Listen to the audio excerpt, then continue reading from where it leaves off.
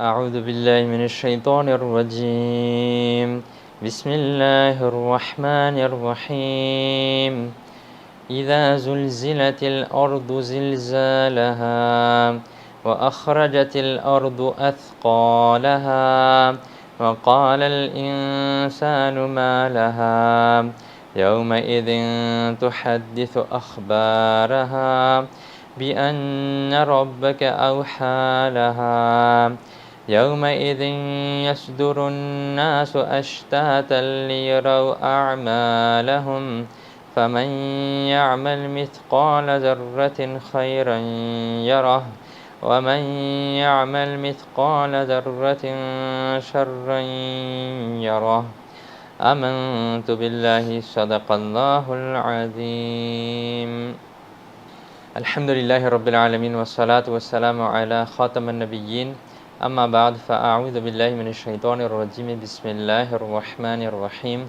Les chers frères en islam, répétez après moi. As-salatu was-salamu alayka ya Rasulallah wa ala alika wa ashabika ya Habiballah. As-salatu was-salamu alayka ya Nabiyallah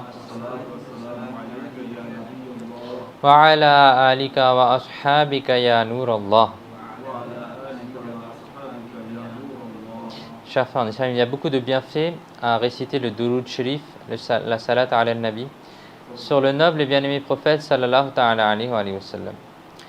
Il est rapporté que le bien-aimé prophète sallallahu ta'ala alayhi wa sallam a affirmé: aux gens, certes, le jour du jugement, celui qui sera délivré le plus vite de cette erreur, c'est-à-dire de la panique, et de rendre les comptes, sera celui qui, parmi vous, avait récité dans ce bas monde en abondance la salat, c'est-à-dire le Durud Sharif sur moi, subhanallah. Donc, combien ce jour sera difficile et terrible. Et pour échapper à ça, on a aussi notre noble et bien-aimé prophète sallallahu ta'ala alayhi wa sallam nous a donné le remède. On a des difficultés dans le jour du jugement, il y a beaucoup de difficultés, beaucoup de souffrances. Et notre noble prophète sallallahu ta'ala alayhi wa sallam nous a donné le remède. Quel est le remède? C'est de lire en abondance, lire beaucoup le Durud Sharif, la salat ala nabi. Donc avec amour et respect, avec honneur pour le prophète alayhi salatu wassalam, envoyons les salats sur lui. Sallu ala al-habib sallallahu ta'ala ala Muhammad sallallahu alayhi wa alihi wa sallam. Les chers frères en islam, Sayyidina Abu Qilaba radiyallahu ta'ala anhu a dit: en Syrie, dans le pays qui s'appelle la Syrie, j'ai vu un homme qui répétait sans cesse. Écoutez bien, qu'est-ce qu'il répétait? Quel malheur, je suis destiné à l'enfer. Qu'est-ce qu'il disait? Quel malheur, je suis destiné à l'enfer. Sayyidina Abu Qilaba radiyallahu ta'ala anhu, il dit: je me suis levé pour m'approcher de lui et j'ai été choqué de voir que ses deux mains et ses deux pieds avaient été sectionnés, ils avaient été coupés, il avait plus de mains, il avait plus de pieds. Et en plus de ça, il était aveugle, il ne voyait rien. Il était couché à plat ventre sur le sol et répétait sans cesse la même phrase: quel malheur, je suis destiné à l'enfer. Sayyidina Abu Qilaba radiyallahu ta'ala anhu, il dit: je lui ai alors demandé: ô homme, pourquoi et sur quoi te bases-tu pour dire cela? Pourquoi dis-tu à chaque fois je vais aller en enfer, je vais aller en enfer? En entendant cela, il dit: ô homme, ne me demande pas ce qu'il m'arrive.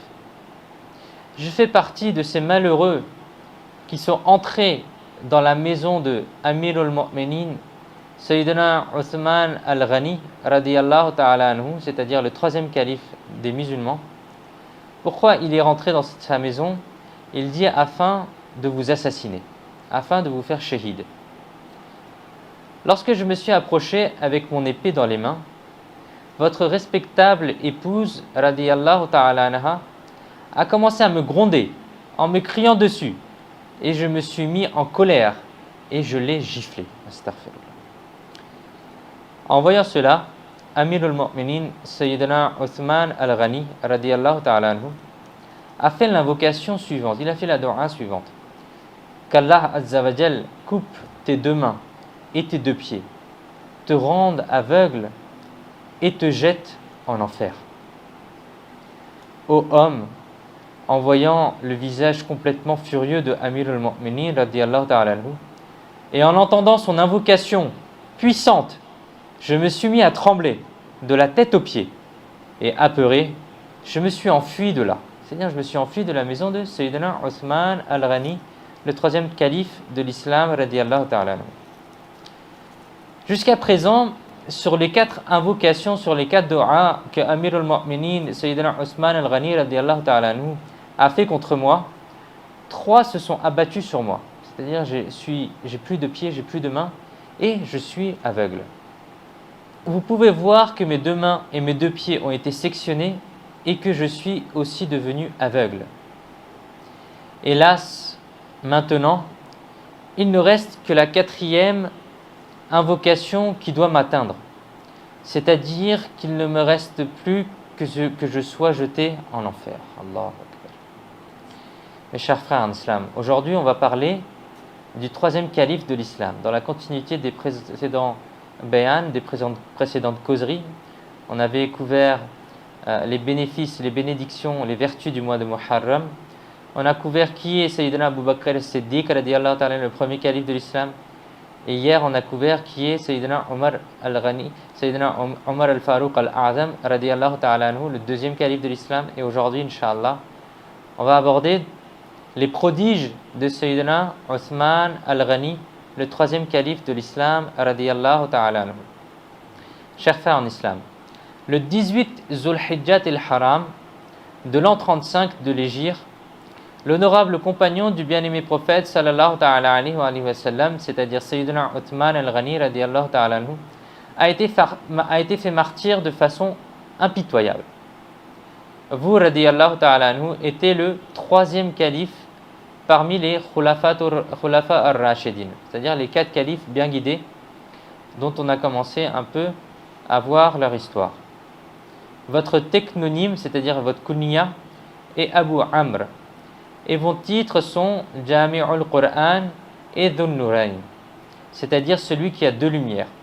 Car le bien-aimé prophète sallallahu ta'ala alayhi wa sallam avait donné en mariage ses honorables filles, l'une après l'autre, à Sayyidina Othman al-Ghani radiyallahu ta'ala anhu. Sayyidina Othman al-Ghani radiyallahu ta'ala anhu a embrassé l'islam dès l'avènement de l'islam, dès le début de l'islam. Vous étiez également connu sous le nom de Sahibé Hijratain, celui qui a émigré 2 fois, celui qui a fait la Hijra 2 fois.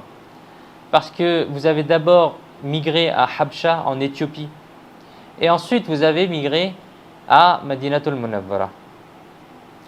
Le rang de Amir al-Mu'minin, Sayyidina Othman al-Ghani, est en effet très élevé. Ce n'est pas pour rien qu'il est devenu le 3e calife de l'islam. Et on va essayer d'apprendre aujourd'hui comment est-ce qu'il a vécu sa vie, quels sont les prodiges qu'il a fait. Dans sa vie, il a, radiyallahu ta'ala anhu, acheté le paradis 2 fois au prophète sallallahu ta'ala alayhi wa sallam. Comment est-ce que ça s'est passé? La première fois, Sayyidina Othman al-Ghani radiyallahu ta'ala anhu a acheté un puits appelé Beir Rouma à un juif. Il l'a donné pour que les musulmans puissent y boire.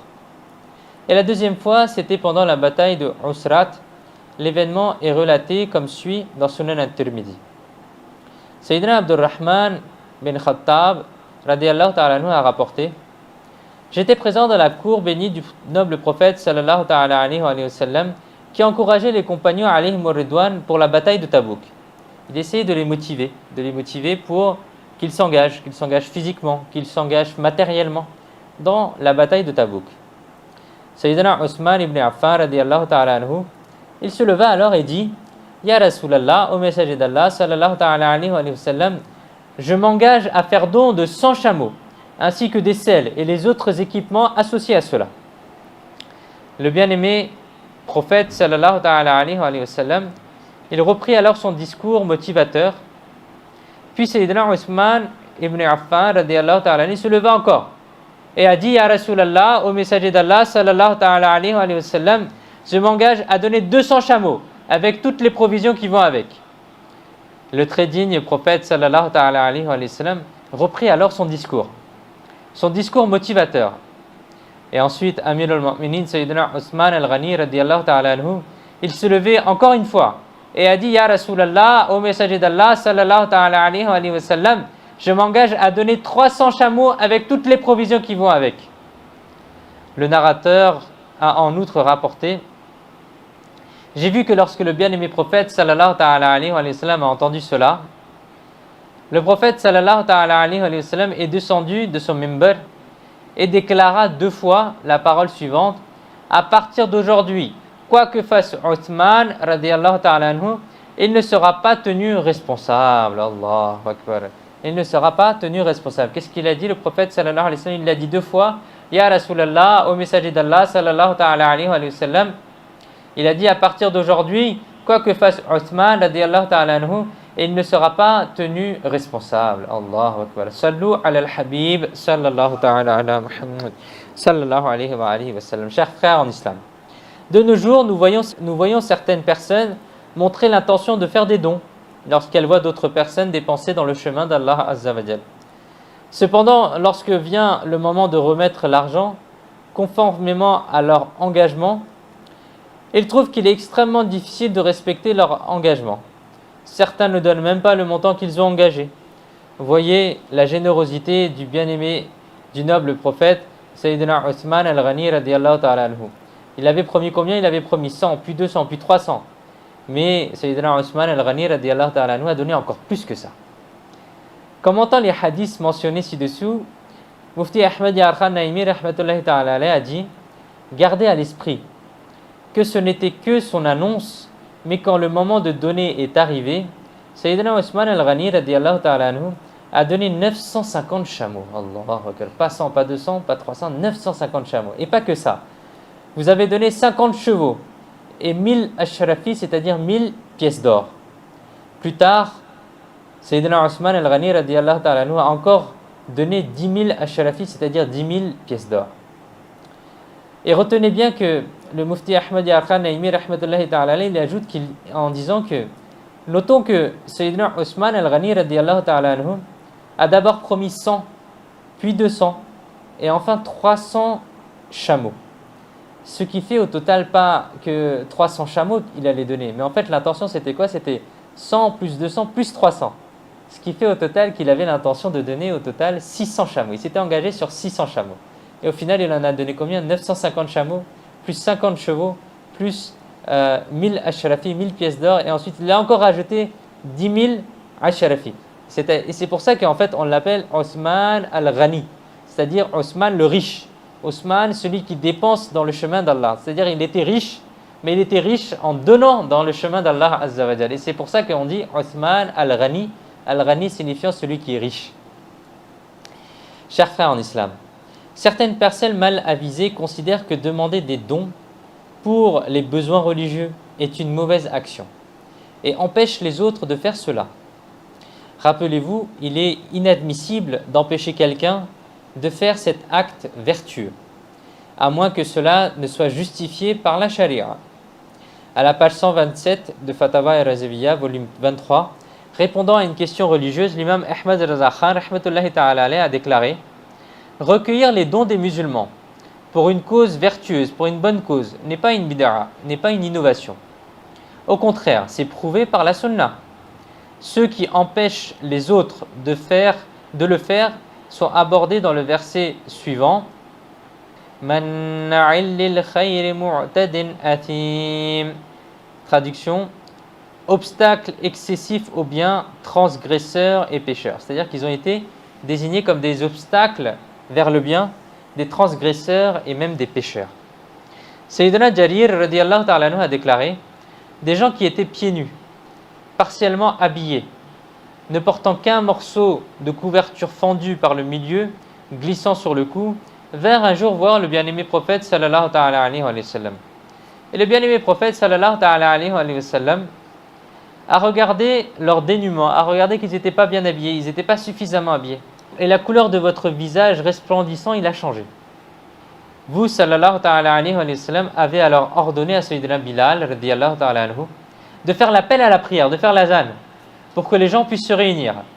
Et ensuite, là, après la prière, vous, sallallahu ta'ala alayhi wa sallam, avez fait un serment dans lequel, après la récitation d'un verset, vous, sallallahu ta'ala alayhi wa sallam, avez dit « Certains d'entre vous doivent donner la sadaqa, la charité, avec leur ashrafi, c'est-à-dire avec leurs pièces d'or, d'autres avec leurs dinars, d'autres avec leurs vêtements, d'autres avec une petite quantité de leur blé, et d'autres avec leurs dattes sèches. » Vous, sallallahu ta'ala alayhi wa sallam, avez dit jusqu'à même dire « Même si c'est la moitié d'une date. » En écoutant l'annonce du bien-aimé prophète, sallallahu ta'ala alayhi wa sallam, un compagnon Ansari, radiallahu ta'ala anhu, apporta un sac de dinars qui était si lourd que sa main se fatigua à force de le porter. Puis l'un après l'autre, les gens ont commencé à apporter la sadaqa et 2 piles de nourriture et de vêtements ont été stockés. J'ai vu que le visage resplendissant du bien-aimé prophète sallallahu ta'ala alayhi wa sallam brillait comme de l'or pur à cause du bonheur. Et vous, sallallahu ta'ala alayhi wa sallam, avez dit « Celui qui est à l'origine d'un bon chemin en islam, pour lui, il y a sa récompense, son sawab.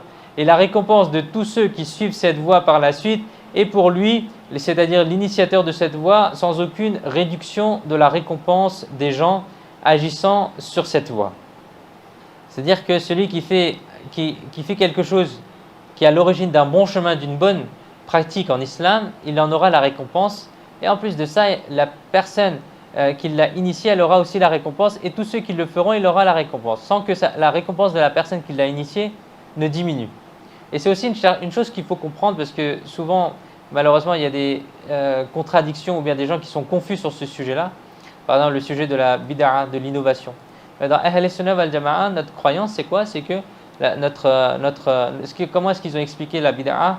Les savants, c'est que la bid'a, elle est de différents types.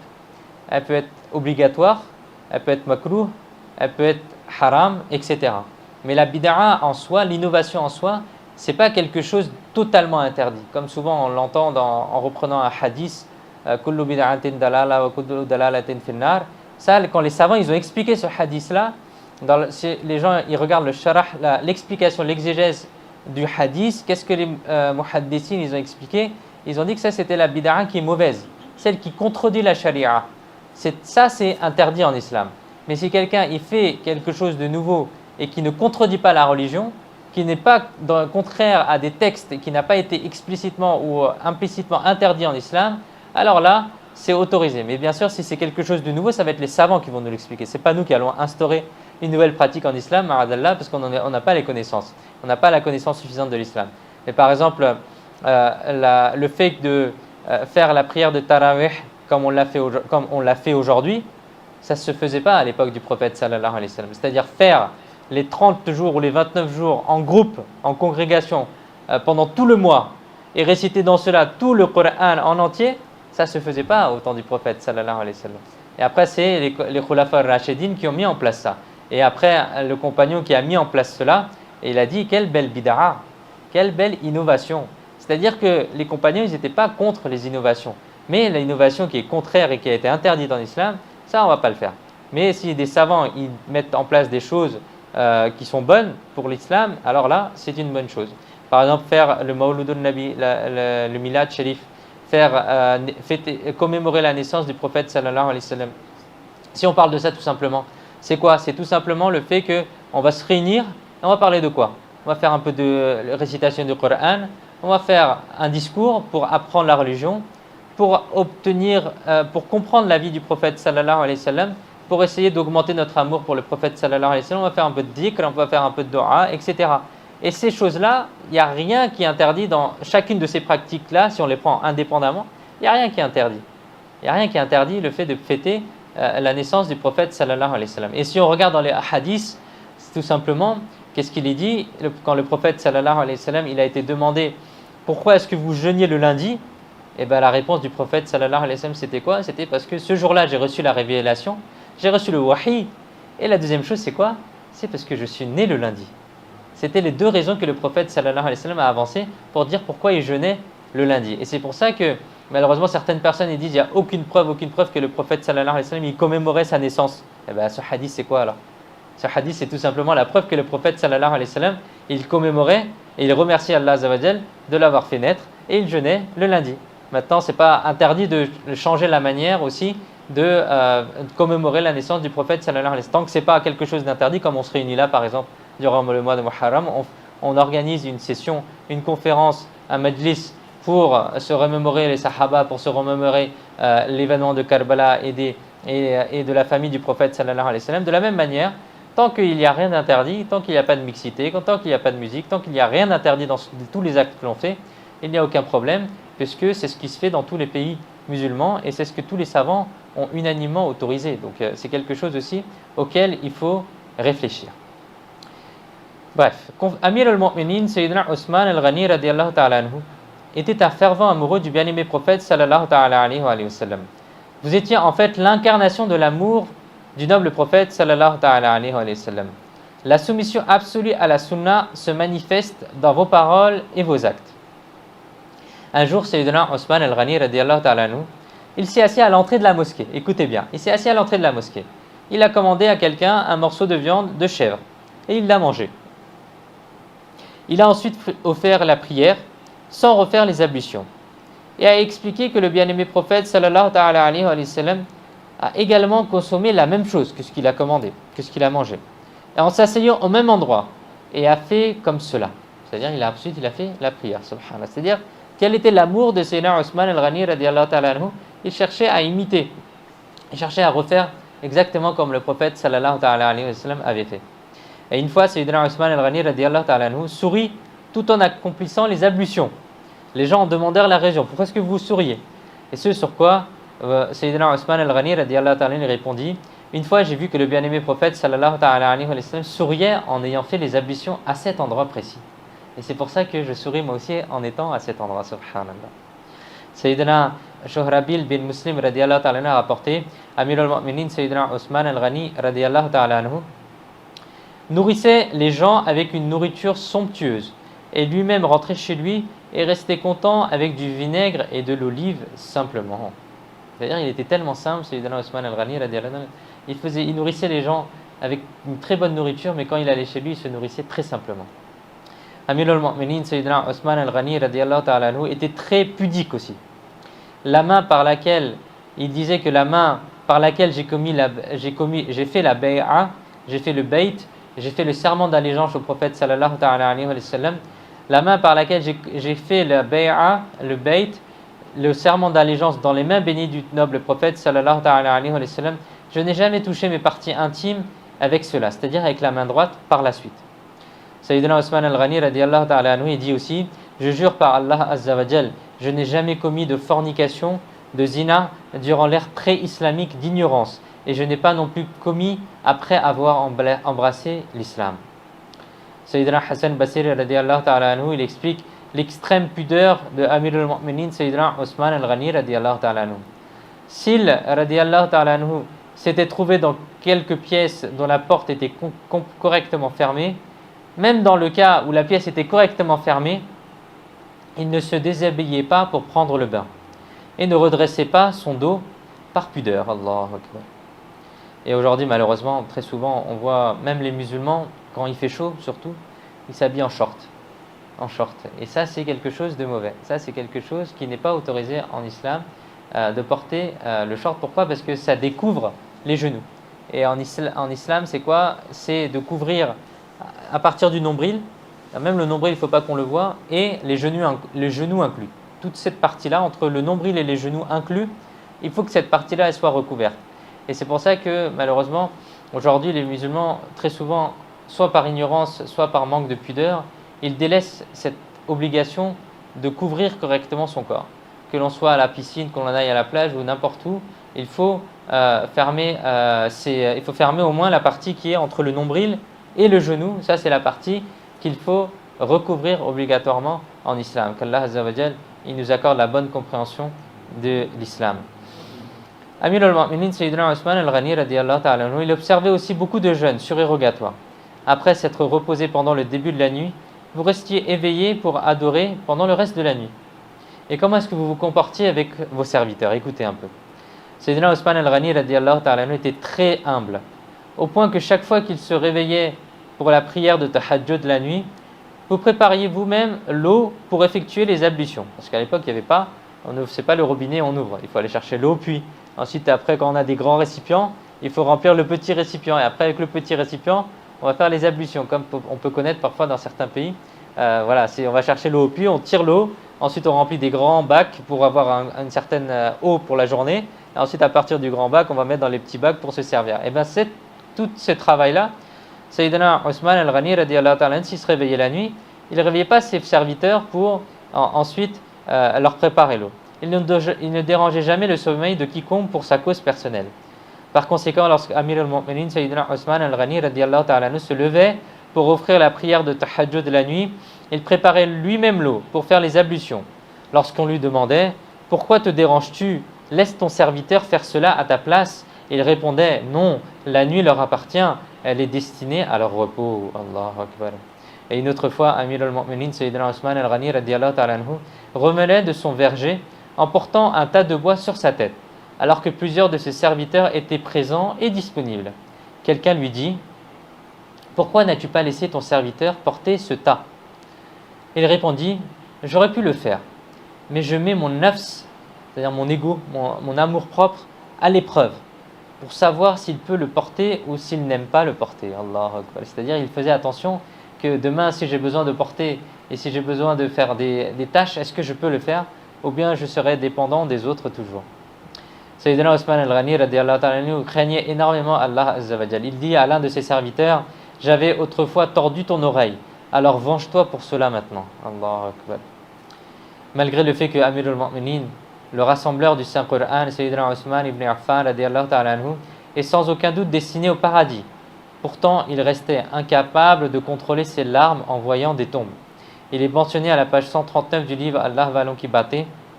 Chaque fois que Amir al-Mu'minin, Sayyidina Othman al-Ghani radiyallahu ta'ala anhu, se tenait près d'une tombe, il pleurait tellement que sa barbe était trempée de larmes. Allahu Akbar. On apprend deux choses. Déjà que Sayyidina Othman al-Ghani radiyallahu ta'ala anhu, il pleurait en voyant les tombes. Et deuxième chose, c'est qu'il avait une barbe. Il avait une barbe. Donc essayons nous aussi de faire l'intention de porter la barbe comme les compagnons radiyallahu ta'ala anhum, ils faisaient, et comme il faisait le prophète sallallahu ta'ala alayhi wa sallam. Parce que les compagnons copiaient la manière de vivre et de faire du prophète sallallahu alayhi wa sallam. Donc si les compagnons ils faisaient cela, ça veut dire que le prophète sallallahu alayhi wa sallam avait aussi une barbe. Donc rien que de là, on peut apprendre deux choses, c'est la crainte en voyant les tombes, se remémorer l'au-delà et avoir une barbe. Sayyidina Othman al-Ghani radiyallahu ta'ala anhu a déclaré « Si on me fait me tenir entre l'enfer et le paradis, et que je ne sais pas vers quel chemin on m'ordonnera de me diriger, alors je préférerais me transformer en cendre, c'est-à-dire en poussière, avant qu'on m'ordonne de me diriger vers l'un des chemins. » Malgré le fait qu'il était destiné forcément au paradis, il l'a pourtant dit par crainte d'Allah Azza wa Jal. Sa parole exprime la crainte du plan caché d'Allah Azza wa Jal. C'est-à-dire on ne sait pas qu'est-ce que Allah Azza wa Jal nous a réservé. De peur qu'on me donne l'ordre de me diriger vers l'enfer au lieu du paradis. Il a donc exprimé le souhait ardent de se transformer en cendre, en poussière, par crainte du tourment de l'enfer. Mes chers frères en islam, Sayyidina Othman al-Ghani radiyallahu ta'ala anhu a aussi dit s'inquiéter de la mondanité, s'inquiéter des affaires mondaines, apporte l'obscurité dans le cœur. Alors que s'inquiéter de l'au-delà produit le nour, c'est-à-dire la lumière dans le cœur. C'est-à-dire si quelqu'un il a le fikr, il a l'envie à chaque fois pour la religion, de travailler pour la religion, de faire l'effort pour la religion, eh bien ça va créer une lumière dans son cœur. Tandis que si on pense tout le temps à la dunya, je dois faire ce travail-là pour la dunya, je dois faire ce travail-là pour la dunya, et il me reste encore ça à faire, il me reste cette chose à accomplir, il faut que j'achète une voiture, il faut que j'achète une maison, il faut que je travaille encore plus pour gagner encore plus, et bien ça apporte quoi? Ça apporte l'obscurité dans le cœur. Donc qu'est-ce qu'on doit choisir nous? Il faut qu'on essaie de mettre en avant surtout qu'est-ce que je dois faire pour la religion. Ah, aujourd'hui il faut que j'aille à la mosquée. Ah, aujourd'hui il faut que j'écoute le dars. Ah, aujourd'hui il faut que je fasse une bonne action. Ah, aujourd'hui, c'est ces choses-là qui apportent la lumière. Et si on a la lumière dans le cœur, c'est-à-dire on aura la tranquillité. Qu'est-ce qu'on recherche aujourd'hui dans ce bas monde? C'est la tranquillité. C'est la tranquillité ou pas? Eh bien c'est ce qu'on trouve dans les affaires religieuses. Chers frères en islam, comme il était gentil. Le bien-aimé prophète sallallahu ta'ala alayhi wa sallam envers le rassembleur du Saint-Qur'an, Sayyidina Othman ibn Affan radiyallahu ta'ala anhu. Voici une parabole, une histoire à ce propos. Sayyidina Abdullah bin Salam radiyallahu ta'ala anhu a déclaré lorsque les rebelles avaient assiégé la maison sacrifiée de Othman al-Ghani radiyallahu ta'ala anhu, même une seule goutte d'eau ne pouvait entrer dans la maison bénie. Sayyidina Osman al-Ghani radiallahu ta'ala anhu souffrait à cause de la soif intense. C'est-à-dire ça, c'était les derniers moments de Sayyidina Osman al-Ghani radiallahu ta'ala anhu sur terre.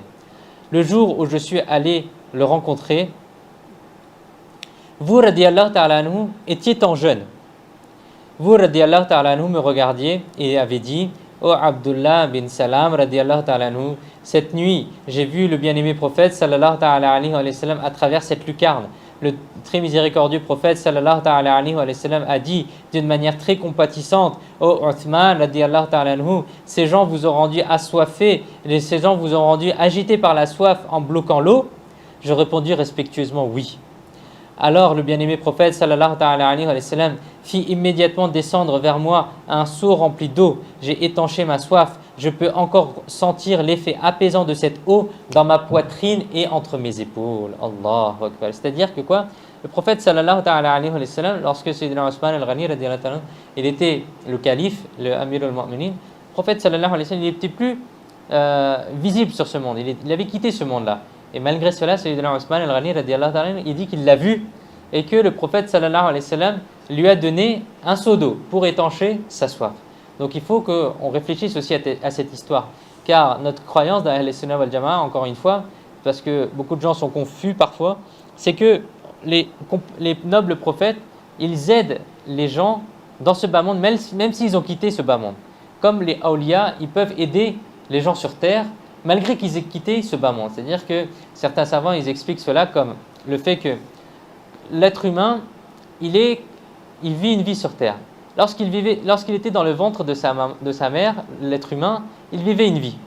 Tout comme le passage entre la vie terrestre, la vie dans le ventre de la mère et la vie terrestre, la vie sur terre, et la personne, elle décuple de sens, elle décuple de force, elle décuple de manière de vivre. C'est-à-dire, lorsque la personne elle est dans le ventre de la mère, elle ne voit pas, elle n'entend très peu, elle est bloquée à un endroit, etc. Lorsqu'elle arrive sur terre, elle peut bouger, elle peut avancer, elle peut voir, elle peut entendre beaucoup mieux, etc., etc. Tout comme ses capacités sont multipliées en passant du ventre de la mère en arrivant sur terre, de même pour les pieuses personnes, ceux qui passent de la terre jusqu'à Alam et Barzakh, c'est-à-dire la vie dans la tombe, leurs capacités aussi sont décuplées. Leurs capacités aussi augmentent lorsqu'ils passent dans l'autre monde après la mort. Et de ce fait-là, notre croyance, c'est quoi? C'est que les nobles prophètes, sallallahu alayhi wa sallam, ils nous entendent par la capacité, par l'autorisation d'Allah Azza wa Jal, ainsi que les awliya, les pieux prédécesseurs et les pieuses personnes.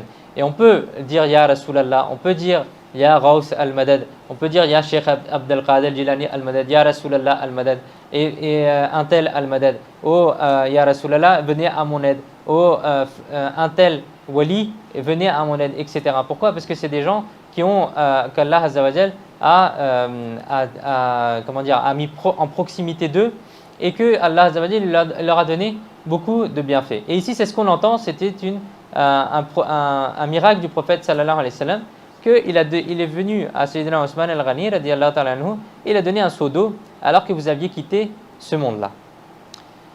Le bien-aimé prophète sallallahu ta'ala alayhi wa sallam, l'histoire est continue, où le prophète sallallahu ta'ala alayhi wa sallam, il dit alors: si tu le souhaites, je t'aiderai contre ces gens. Alors que le prophète sallallahu alayhi wa sallam, il n'est plus sur terre. Qu'est-ce qu'il dit le prophète sallallahu alayhi wa sallam? Si tu le souhaites, je t'aiderai contre ces gens.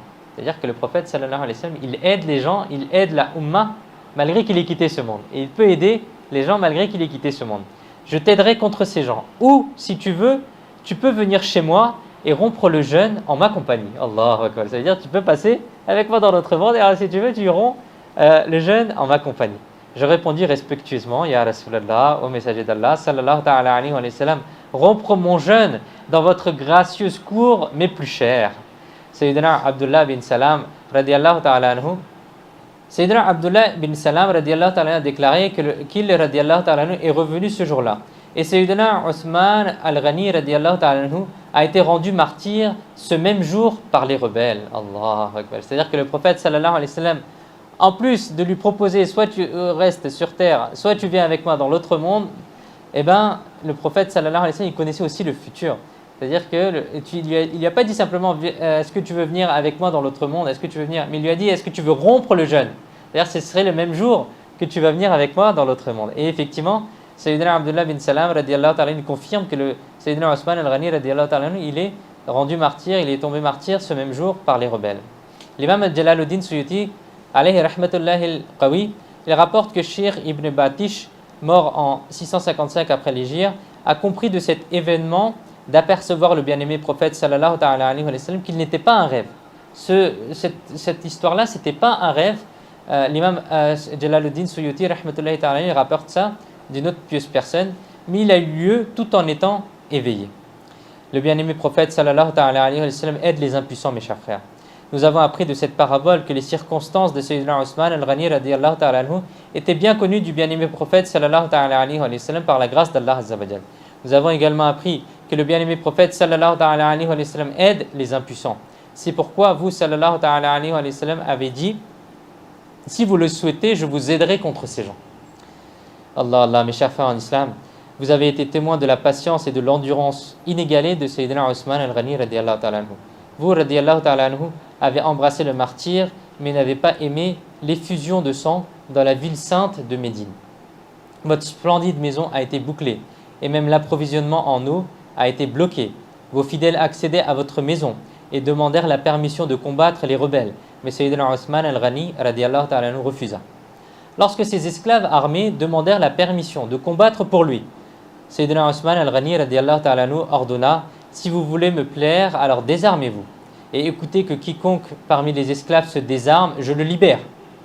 Je jure par Allah azza wa jal, ma mort avant toute effusion de sang m'est plus chère comparée à être tué après l'effusion de sang. C'est-à-dire que mon martyr a déjà été inscrit et le bien-aimé prophète sallallahu ta'ala alayhi wa sallam m'a déjà informé de cette bonne nouvelle. Sayyidina Osman al-Ghani radiyallahu ta'ala anhu dit à ses esclaves: même si vous faites la guerre, mon martyr ne sera pas évité, parce que cela a été promis par le prophète sallallahu ta'ala alayhi wa sallam. Allahu Akbar.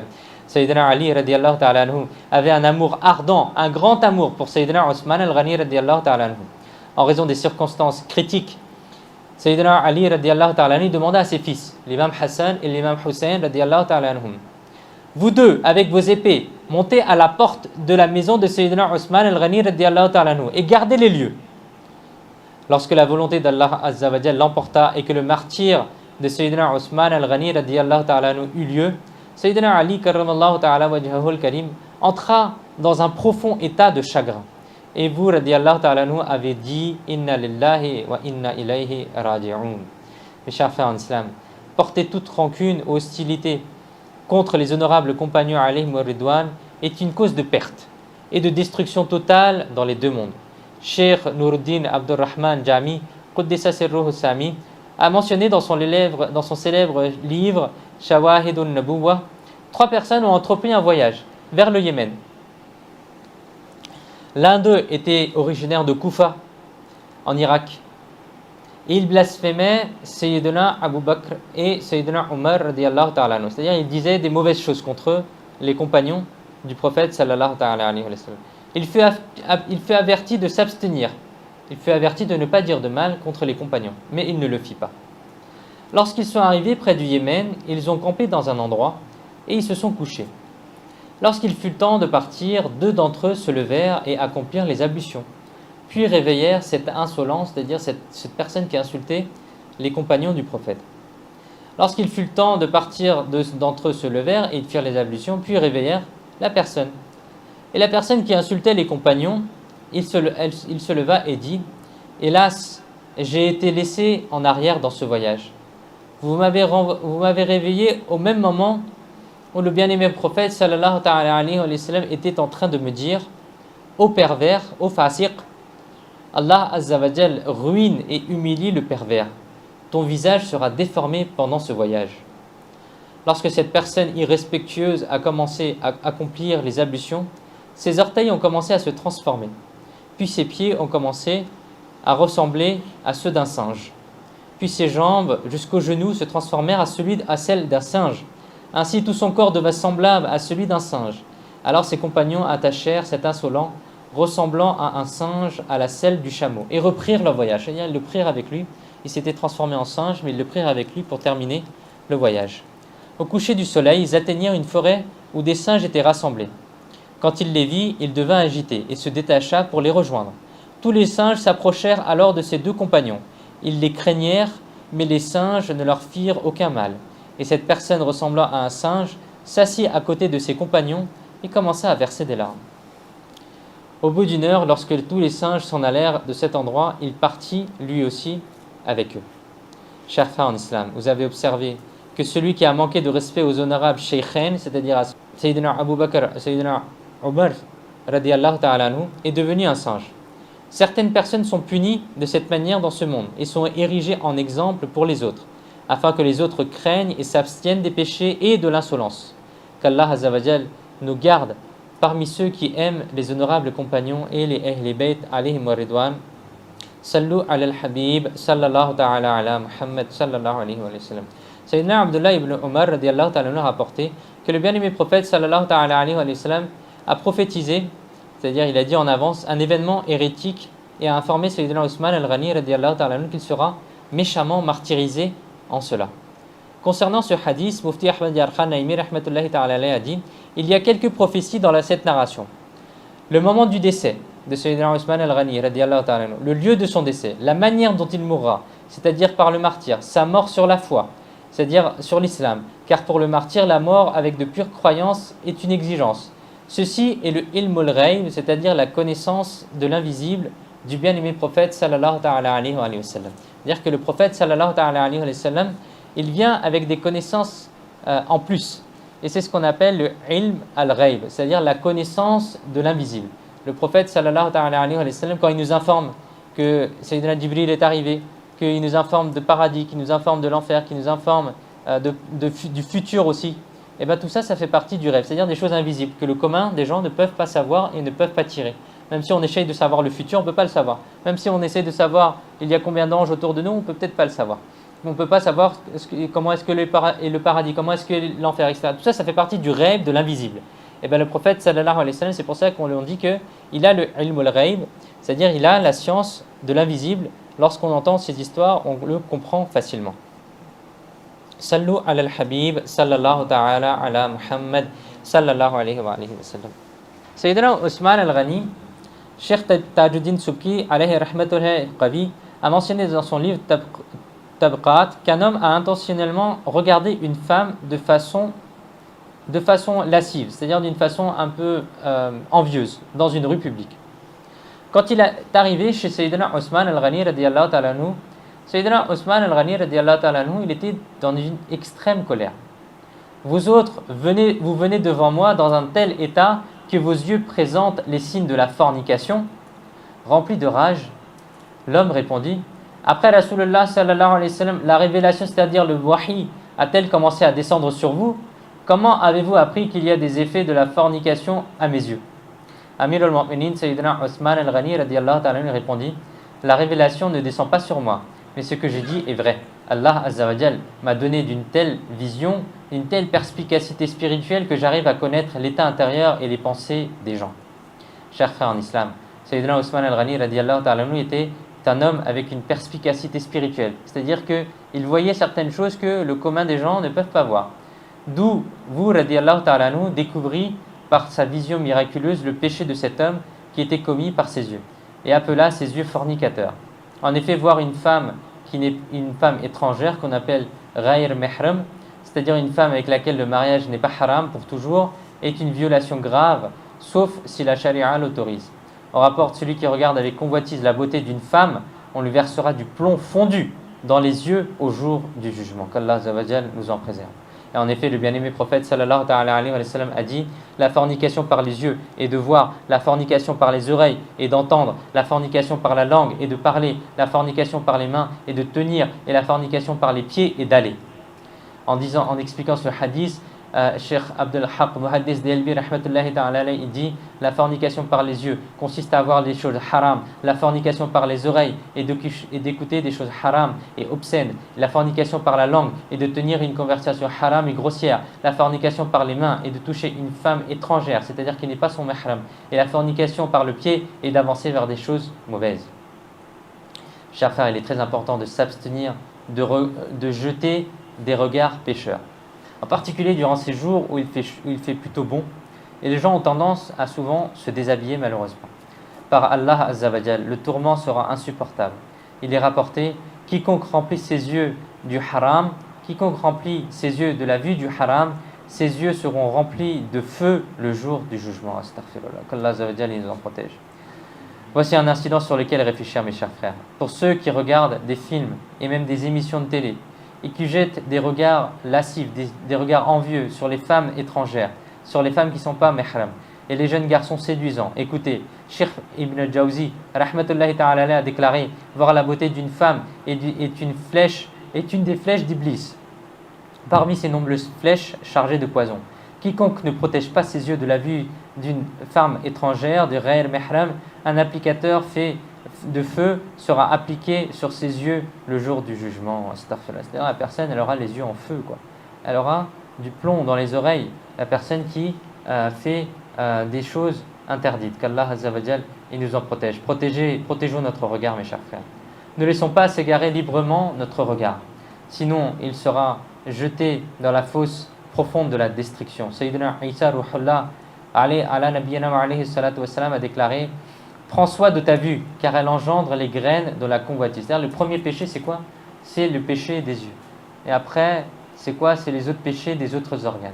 C'est-à-dire, si on arrive à préserver ses yeux, alors on arrivera à préserver ses autres organes. Et c'est ce que Sayyidina Isa Ruhullah ala nabiyana wa alayhi salatu wassalam dit: prends soin de ta vue, car elle engendre les graines de la convoitise, de l'envie. C'est-à-dire, si on commence à regarder, c'est là qu'on va se perdre. Cela engendre les graines de la convoitise, de l'envie, dans le cœur. Et cela est suffisant pour créer la fitna. Cela est suffisant pour créer la zizanie dans le cœur. Sayyidina Yahya bin Zakaria, ala nabiyina wa alayhi salatu wassalam, fut interrogé sur ce qui déclenchait la fornication, le zina, c'est-à-dire le péché de la chair, avoir des relations hors mariage. Il répondit: voir et désirer. Allah Azza wa Jal a ordonné dans le Saint Coran, Surat An-Nur, verset 30, traduction de Kanzul Iman, ordonne aux hommes musulmans de baisser un peu le regard et de protéger leurs parties intimes. C'est beaucoup plus pur pour eux. Certes, Allah connaît leurs actes. Chers frères en islam, nous apprenons que Amir al-Mu'minin Sayyidina Osman al-Ghani radiyallahu ta'ala anhu était un compagnon qui possédait des prodiges, des karamas. Et c'est bien pour cela que vous, radiyallahu ta'ala anhu, avez mis en garde cette personne contre son mauvais regard, son regard envieux, son regard interdit, son regard haram. Qu'est-ce que le prodige, mes chers frères? Qu'est-ce que la karama? À ce propos, essayons également de comprendre ce que sont le irhas, ma'unat, istidraj et ihanat. Ces termes sont définis dans le livre Bahar Shiyat, dans la page 58. On va essayer de comprendre un peu ces mots-là. C'est-à-dire que les savants, ils ont défini les miracles selon différentes terminologies. Et il y a une terminologie qu'il est bon d'entendre au moins, ou d'écouter, ou de retenir. Irhas est l'apparition d'une chose inhabituelle par un prophète avant la déclaration de la prophétie. C'est quoi? C'est irhas, d'accord? Comme on dit mu'jiza. Le mu'jiza, c'est quoi? C'est le miracle d'un prophète après sa prophétie. Et irhas, c'est le miracle d'un prophète avant qu'il annonce sa prophétie. Et si une telle chose apparaît de la part d'un wali, d'un proche d'Allah, alors cela on appelle quoi? Une karama. D'accord? Il y a mu'jiza, karama qu'on connaît assez régulièrement, qu'on entend régulièrement. Mu'jiza, c'est pour le prophète, karama, c'est pour un wali, un proche d'Allah. Et irhas, c'est pour un prophète qui n'a pas encore annoncé sa prophétie. Et il est appelé ma'unat s'il est manifesté par un croyant. C'est-à-dire, si un croyant il fait un prodige, il fait quelque chose d'extraordinaire, ça sera appelé ma'unat. Et si un tel prodige se produit en faveur d'un kafir, d'un mécréant, ou d'une personne qui fait ouvertement les péchés, alors cela s'appelle istidraj. Et si c'est contre lui, alors cela s'appelle ihanat. C'est-à-dire qu'il y a beaucoup de terminologie dans le fait de voir quelque chose d'extraordinaire. Qu'Allah Azza wa Jal nous permette de retenir ce que nous avons entendu et de le mettre en pratique et de le propager aussi aux gens chez nous et aux gens autour de nous. Amin. Bijahi khatam al-nabiyyin sallallahu ta'ala alayhi wa sallam. Sallu ala al-habib sallallahu ta'ala ala Muhammad sallallahu alayhi wa sallam.